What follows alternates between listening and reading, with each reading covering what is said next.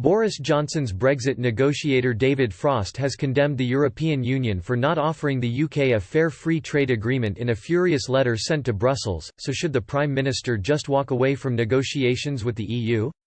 Vote now. In a stern 4-page letter sent to the European Commission's head of task force Michel Barnier, David Frost accused the bloc of offering the UK a low-quality trade agreement which would leave the UK bound by EU laws and regulations.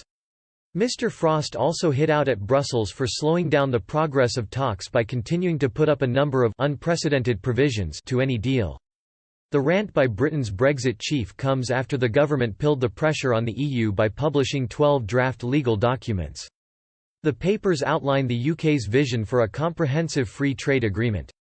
Mr. Frost said, "Overall, at this moment in negotiations, what is on offer is not a fair free trade relationship between close economic partners, but a relatively low-quality trade agreement coming with unprecedented EU oversight of our laws and institutions. We find it perplexing that the EU, instead of seeking to settle rapidly a high-quality set of agreements with a close economic partner, is instead insisting on additional, unbalanced, and unprecedented provisions in a range of areas, as a precondition for agreement between us."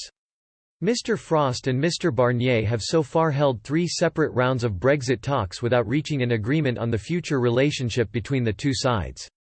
The UK and the EU have just one round of talks to go, which are scheduled for June 1 before both sides must decide whether to extend the transition period beyond December 31, for up to 2 years. Downing Street has always maintained the UK will honour the deadline and will not seek a delay. Following the latest round of Brexit talks last week, Mr. Barnier reiterated the EU would not shift from its so-called red lines and would seek a level playing field with the UK. Mr. Frost has insisted the EU's proposals would bind this country to EU law or standards and take away British sovereignty.